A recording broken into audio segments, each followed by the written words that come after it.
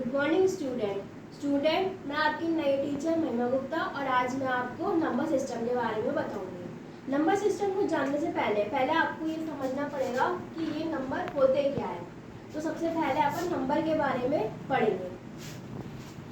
तो स्टूडेंट आपको पता होगा जब नंबर्स नहीं थे तो हम टैली का यूज़ करते थे। टैली माने ये आपने बचपन में ऐसी लंबी लाइन्स देखी होगी, इनको हम टैली कहते हैं। लेकिन जैसे जैसे नंबर्स का अमाउंट बड़ा होने लगा, जैसे जैसे अपन को बड़े बड़े नंबर्स की ज़रूरत पड़ी, तो हमने ये टैली सिस्टम को यूज़ करना बंद कर दिया क्योंकि ये बहुत ही लेंथी पड़ रहा था।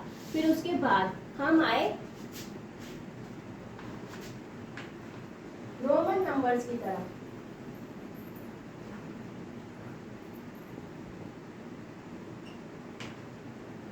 रोमन नंबर माने एक्स, डी, एम, ETC, इन सबको हम रोमन नंबर्स कहते हैं।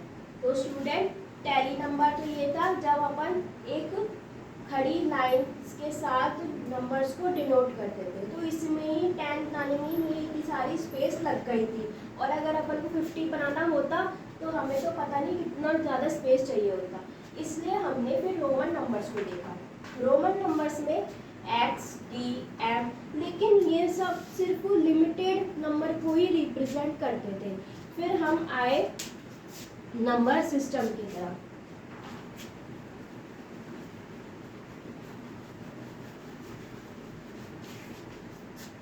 नंबर सिस्टम में हमने कुछ सिंबल्स डिस्कवर किए, जैसे कि 1, 2, 3, 4, 5, 6, 7, 8, 9, ये 9 नंबर हमने डिस्कवर किए।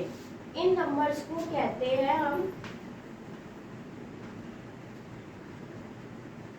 नंबर्स कहते हैं इनको हम नंबर्स कहते हैं। तो स्टूडेंट अभी हमने क्या पढ़ा? एक तो हमने देखा कि टैली नंबर, जब नंबर नहीं थे तब हम टैली से समझ रहे थे कि क्या होता है और क्या कैसे हम नंबर्स को डिनोट करते थे। लेकिन जब टैली यूज में नहीं आने लगा तो हम आए रोमन नंबर्स की तरफ।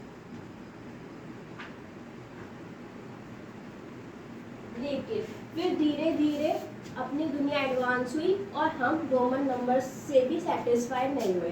तो हमें एक एग्जैक्टली नंबर्स ही चाहिए थे। तो हमने इन नंबर्स का यूज़ करना चालू किया।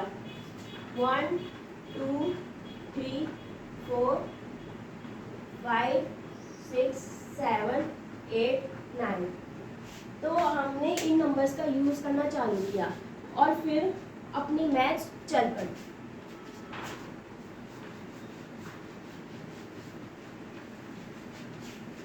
तो स्टूडेंट्स ये जो नंबर मैंने अभी आपको बताए, इन नंबर्स को हम नेचुरल नंबर्स कहते हैं। क्या कहते हैं? Natural numbers.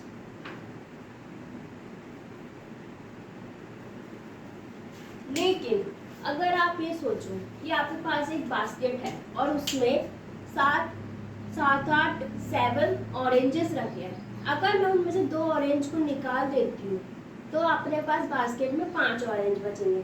लेकिन अगर मैं उन 5 को भी निकाल देती हूँ तो अपने पास क्या बचेगा? कुछ भी नहीं। तो हम मैथ्स में कुछ भी नहीं को कैसे डिनोट करेंगे?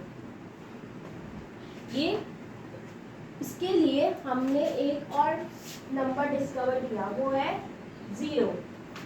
इस सिंबल को हम 0 कहते हैं। तो अगर हम इन नेचुरल नंबर के ग्रुप में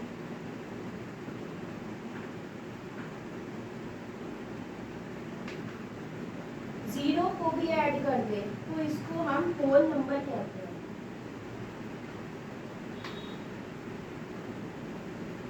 क्या कहते हैं? Whole number.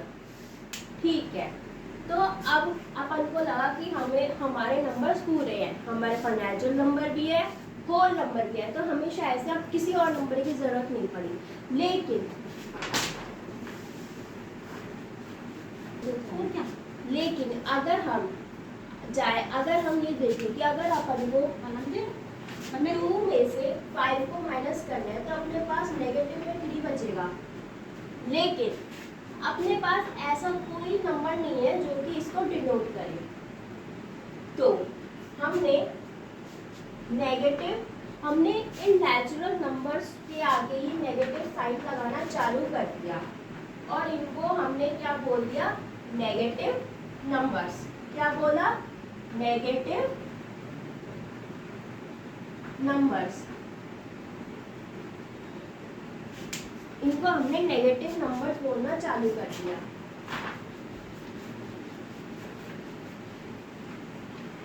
तो स्टूडेंट्स, अभी अपन ने क्या पढ़ा, एक तो नेचुरल नंबर पढ़ा। नेचुरल नंबर तो नॉर्मल वही होते हैं 1 2 3 4 एंड सो ऑन। फिर हमने, अगर हम नेचुरल नंबर में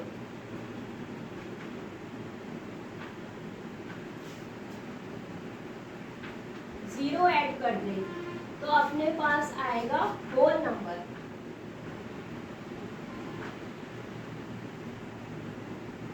इधर तक तो अपन पढ़ चुके हैं, लेकिन अगर हम होल नंबर्स में भी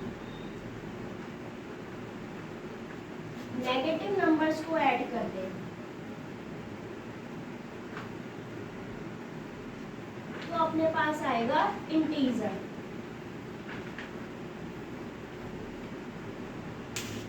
इंटीजर ये एक नया शब्द है जो कि अपन धीरे धीरे समझेंगे। इसको हम z कहते हैं,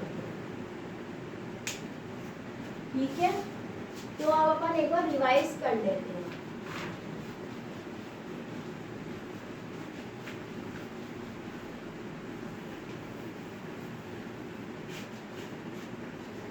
हमने देखा कि अगर हम नंबर्स की हिस्ट्री देखें तो हमने देखा कि हम सबसे पहले टैली का यूज़ करते थे जो कि इतना फ्रूटफुल नहीं था। फिर उसके बाद हम आए रोमन नंबर्स की तरफ, रोमन नंबर, लेकिन ये भी ज़्यादा टाइम तक चल नहीं पाया। फिर उसके बाद हम सीधा इन सिंबल्स पर आए, 1 2 एंड सो ऑन। और फिर इसके बाद इनको हमने क्या बोला, नेचुरल नंबर्स। फिर उसके बाद जब नेचुरल नंबर से भी हमको पार नहीं पड़ी, क्योंकि एक ऐसा वर्ड आ गया जिसको कैसे रिप्रेजेंट करेंगे, वो था नथिंग।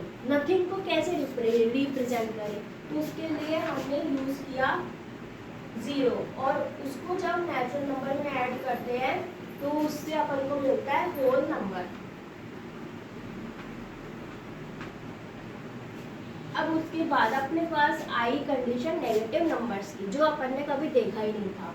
फिर हमने देखा कि अगर हम होल नंबर्स में नेगेटिव नंबर्स को मिला देते हैं तो इसको कहते हैं इंटीजर, जिसको अपन z से डिनोट करते हैं। तो स्टूडेंट, आज के लिए बस इतना ही। नेक्स्ट क्लास में हम और भी आगे बढ़ेंगे। Thank you.